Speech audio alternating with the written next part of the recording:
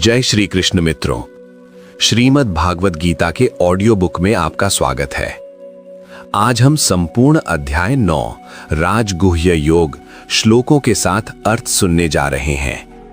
ये महाभारत वेद व्यास द्वारा लिखा हुआ है और श्रीमद् भागवत गीता भगवान श्री कृष्ण जी अर्जुन को बोल रहे हैं और ये सब कुछ संजय द्वारा धृतराष्ट्र को सुनाया जा रहा है। तो चलिए शुरू करते हैं।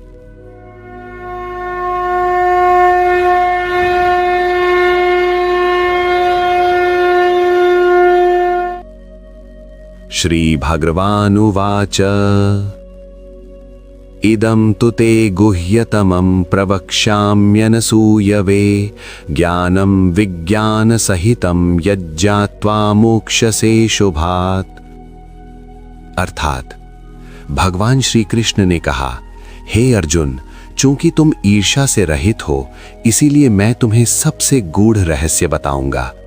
मैं इस ज्ञान और इसकी अनुभूति को समझाऊंगा जिसे जानकर तुम संसार के सारे अमंगल से मुक्त हो जाओगे। राजविद्या राजगुह्यम पवित्रमिदमुत्तमं प्रत्यक्षावगमं धर्म्यं सुसुखं कर्तुमव्ययम्। अर्थात ये सभी विद्या में सर्वोपरि राजविद्या है, समस्त रहस्यों में सर्वाधिक गोपनीय राजगुह्य है। ये सबसे पवित्र और सबसे उत्कृष्ट है। धर्म का ये मार्ग प्रत्यक्ष रूप से समझा जा सकता है और ये अभ्यास में सहज और अविनाशी है। अश्रद्धाधानाः पुरुषाः धर्मस्य अस्य परन्तप अप्राप्यवाम निवर्तन्ते मृत्यु संसार वर्तमनि। अर्थात हे शत्रु विजेता, जिन्हें धर्म के इस मार्ग पर श्रद्धा नहीं है वे मुझे कभी प्राप्त नहीं कर सकते और वे जन्म और मृत्यु के निरंतर चक्र में पुनर्जन्म लेने के लिए मजबूर हो जाते हैं। मया ततम इदं सर्वं जगदव्यक्त मूर्तिना मत्स्थानि सर्वभूतानि न च अहं तेष्वस्थितः। अर्थात मैं अपने अप्रकट रूप से पूरे ब्रह्मांड में व्याप्त हूं। सभी जीव मेरे सहारे पर हैं, लेकिन मैं उनके सहारे पर नहीं है। न च मत्स्थानि भूतानि पश्य मे योगमैश्वरम भूतभृन्न च भूतस्थः ममात्मा भूत भावनः। अर्थात तथापि सृष्टि की सभी वस्तुएं मेरे में स्थित नहीं रहती। जरा मेरे योग ऐश्वर्य को देखो। यद्यपि मैं समस्त जीवों का मूल स्रोत एवं पालक हैं, लेकिन न तो मैं उनसे प्रभावित हैं न ही मेरी भौतिक प्रकृति से। यथाकाश स्थितो नित्यं वायुः सर्वत्र गो महान तथा सर्वाणि भूतानि मत्स्थानि इत्य उपधारय। अर्थात ये समझने का प्रयास करो कि जिस तरह से प्रबल वायु विशाल आकाश के विस्तार में स्थित है, उसी तरह सभी जीव मुझ में स्थित हैं। सर्वभूतानि कौन्तेय प्रकृतिम यान्ति मामीकाम कल्पक्षये पुनस्तानि कल्पादौ विसृजाम्यहम्। अर्थात हे कुंती पुत्र, ब्रह्मा के दिन के अंत में सभी जीव मेरे भीतर प्रवेश करते हैं और एक नई सृष्टि के आरंभ में मैं उन्हें फिर से प्रकट करता हूं। प्रकृतिम स्वाम अवष्ठभ्य विसृजामि पुनः पुनः भूतग्रामम इमं कुत्सनम अवशम प्रकृतेः वशात्। अर्थात क्योंकि मैं भौतिक प्रकृति को नियंत्रित करता हूं, मैं बार बार जीवित प्राणियों को प्रकट करता हूं जो असहाय रूप से पूरी तरह से अपने प्राकृतिक स्वभाव के प्रभाव में होते हैं। न च मां तानि कर्माणि निबध्यन्ति धनंजय उदासीन वदासीनमसक्तं तेषु कर्मसु। अर्थात हे धनंजय, ऐसे कर्म मुझे बांध नहीं सकते। मैं इन कर्मों के प्रति विरक्त और उदासीन रहता हूं। मयाध्यक्षेण प्रकृति ही सूयते सचराचरम हेतुनानेन कौन्तेय जगदव्यपरिवर्तते। अर्थात हे कुंती पुत्र, ये भौतिक प्रकृति मेरी अध्यक्षता में ही चर तथा अचर प्राणियों समेत जगत की सृष्टि करती है। प्रकृति के प्रभाव से ही जगत का लगातार सृष्टि एवं विनाश होता रहता है। अवजानन्ति मां मूढ़ा मानुषीं तनुमाश्रितं परम भावमजानन्तो मम भूत महेश्वरम। अर्थात जब मैं मनुष्य रूप में प्रकट होता हूँ तब मूर्ख मेरा उपहास करते हैं, क्योंकि वे सभी जीवों के सर्वोच्च नियंत्रक के रूप में मेरे दिव्य स्वभाव को नहीं जानते। मोघाशा मोद कर्माणो मोघ ज्ञाना विचेतसः राक्षसीमासुरीं चैव प्रकृतिम मोहिनीं श्रिताः। अर्थात उनकी सभी अभिलाषाएं, कर्म और ज्ञान निरर्थक और निस्सार हैं। ऐसे व्यक्ति नीच एवं आसुरी स्वभाव को अपनाकर व्यग्र हो जाते हैं। महात्मानस्तुमां पार्थ दैवीं प्रकृतिमाश्रिताः भजन्त्यनन्य मनसो ज्ञात्वा भूतादिमव्ययम्। अर्थात परंतु जो महापुरुष मेरे दिव्य प्रकृति का शरण ग्रहण करते हैं वे मुझे सभी जीवों का अविनाशी स्रोत मानकर स्थिर मन से मेरी पूजा करते हैं।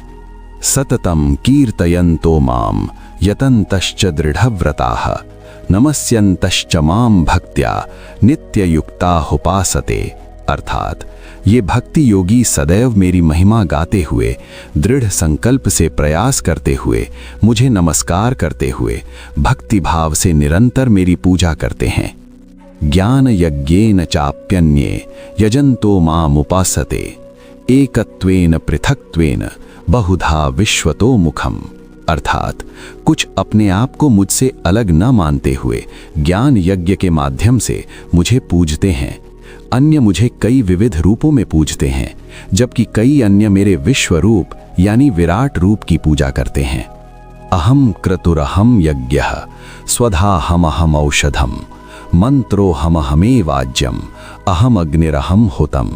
अर्थात मैं ही अनुष्ठान हूँ, मैं ही यज्ञ हूँ, मैं ही अर्पण हूँ, मैं ही पवित्र औषधि हूँ, मैं ही मंत्र हूँ, मैं ही घी हूँ, मैं ही पवित्र अग्नि हूँ और मैं ही अर्पण की विधि हूँ। पिता हमस्य जगतो माता धाता पितामहः वेद्यम पवित्रमोंकारः ऋक्साम यजुरेव च। अर्थात मैं ही इस जगत का माता और पिता हूँ, मैं ही पालन करता, पितामह ज्ञान का उद्देश्य, पवित्रीकर्ता ओम अक्षर हूँ और मैं ही ऋग्वेद, सामवेद और यजुर्वेद हूँ। गतिर्भर्ता प्रभुः साक्षी निवासः शरणं सुहृत् प्रभवः प्रलयः स्थानम निधानम बीजमव्ययम्। अर्थात मैं ही सर्वोच्च लक्ष्य, पालनकर्ता, गुरु, साक्षी, धाम, आश्रय और अत्यंत प्रिय मित्र हूँ। मैं ही सृजन, पालन और प्रलय हूँ। मैं ही सबका आश्रय, निधान तथा अविनाशी बीज हूँ। तपाम्यहमहं वर्षम निगृहाम्योत्सृजाम्य च अमृतम चैव मृत्युश्च सदसच्चाहमर्जुन। अर्थात हे अर्जुन, मैं ही गर्मी पैदा करता हूँ और मैं ही वर्षा को लाता और रोकता हूँ। मैं ही अमरता और साक्षात मृत्यु हूँ। मैं ही वास्तविकता और भ्रम हूँ।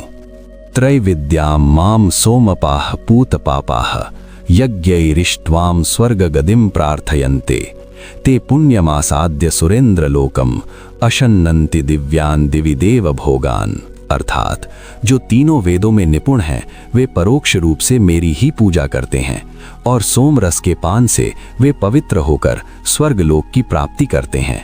वे अपने पुण्य कर्मों के द्वारा इंद्रलोक पहुंचते हैं, जहां वे देवताओं की भांति सुख भोगते हैं। ते तम भुक्त्वा स्वर्गलोकम विशालम क्षीणे पुण्ये मर्त्यलोकम विशन्ति एवं त्रयी धर्ममनुप्रपन्ना गतागतम काम कामा लभन्ते। अर्थात स्वर्गलोक के व्यापक सुख का आनंद भोगने के बाद जब उनके पुण्य कर्मों के फल क्षीण हो जाते हैं तब वे पुनः इस मृत्युलोक में लौट आते हैं। इसलिए भौतिक भोग प्राप्त करने के लिए वैदिक अनुष्ठान करने वालों का फल क्षण भंगुर है। अनन्याश्चिन्तयन्तो माम ये जनाः पर्युपासते तेषां नित्याभियुक्तानां योगक्षेमं वहाम्यहम्। अर्थात किंतु जो लोग अनन्य भाव से मेरे ध्यान में लीन रहते हैं, मेरी पूजा करते हैं और सदैव मेरे साथ जुड़े रहते हैं, उनकी जो कमियां हैं उन्हें मैं पूरा करता हूं और जो उनके पास है उन्हें संरक्षित रखता हूं। ये अप्यन्य देवता भक्ताः यजन्ते श्रद्धयान्विताः तेपि मामेव कौन्तेयः यजन्ति विधि विपूर्वकम। अर्थात, हे कुंती पुत्र, जो लोग श्रद्धा के साथ अन्य देवी देवताओं की पूजा करते हैं, वास्तव में वे मेरी ही पूजा करते हैं, किंतु वे ये अनुचित ढंग से करते हैं। अहम हि सर्वयज्ञानाम भोक्ता च प्रभुरेव च न तु माम अभिजानन्ति तत्त्वेनातश्चवन्ति ते। अर्थात, मैं ही समस्त यज्ञों का भोक्ता एवं स्वामी हूँ, किंतु जो लोग मेरे वास्तविक दिव्य स्वभाव से अनभिज्ञ हैं, उनका आत्म साक्षात्कार के मार्ग से पतन हो जाता है।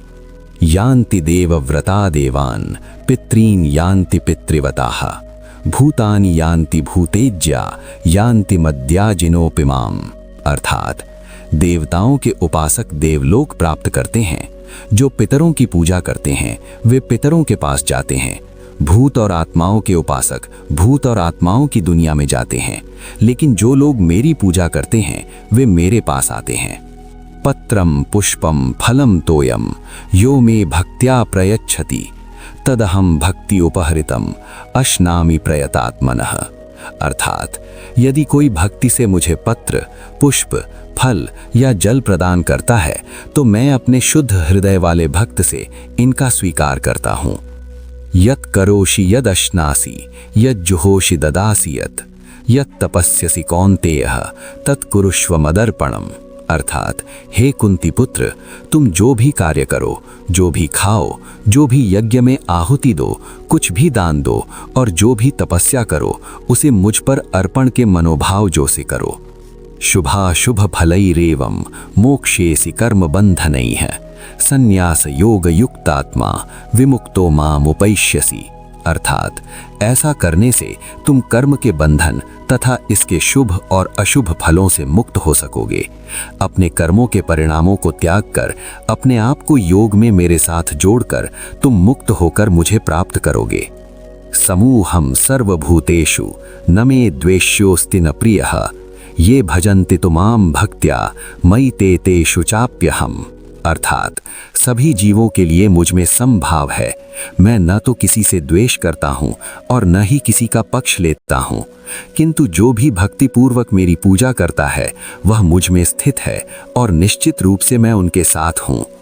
अपि चेत् सुदुहाचारो भजते माम अनन्य भाक् साधुरेव समन्तव्यः सम्यग् व्यवसितो हि सः। अर्थात, भले ही किसी ने जघन्य से जघन्य कर्म भी किया हो, किंतु यदि वह अनन्य भक्ति से मेरी पूजा करता है तो ऐसे व्यक्ति को साधु माना जाना चाहिए, क्योंकि उसका संकल्प उचित है। क्षिप्रम भवति धर्मात्मा शश्वच्छान्तिम निगच्छति कौन्तेय प्रतिजानीहि न मे भक्तः प्रणश्यति। अर्थात, वह तुरंत धर्मात्मा बन जाता है और स्थायी शांति प्राप्त करता है। हे कुंती पुत्र, निडर होकर घोषणा कर दो कि मेरे भक्त का कभी विनाश नहीं होता। मां हि पार्थ व्यपाश्रित्य ये अपीस्युः पापयोनयः स्त्रियो वैश्यास्तथा शूद्रा तेपि यान्ति पराम गतिम। अर्थात, हे पार्थ, जो लोग मेरी शरण ग्रहण करते हैं वे भले ही निम्न जन्म में स्त्री, वैश्य या शूद्र ही क्यों न हो, वे भी परम धाम को प्राप्त करते हैं। किम पुनर्ब्राह्मणः पुण्या भक्ता राजर्षयः तथा अनित्यम सुखम लोकमिमं प्राप्य भजस्व माम। अर्थात, फिर शुद्ध ब्राह्मणों और धर्मपरायण राजाओं का क्या कहना। अतः जब तुम इस नश्वर एवं दुखमय संसार में आए हो तो अपने आप को मुझ पर समर्पित करो। मन्मना भव मद भक्तो मद्याजी माम नमस्कुरु मां मे वैश्यसि युक्तत्वैवा मात्मानं मत्परायणः। अर्थात, सदैव मेरा चिंतन करो, मेरे भक्त बनो, मेरी पूजा करो, मुझे नमन करो। इस प्रकार मुझ पर आत्मसमर्पण करके तुम निश्चित रूप से मुझे प्राप्त करोगे। अतः राजगुह्य योग नामक अध्याय 9 यहीं पर समाप्त होता है।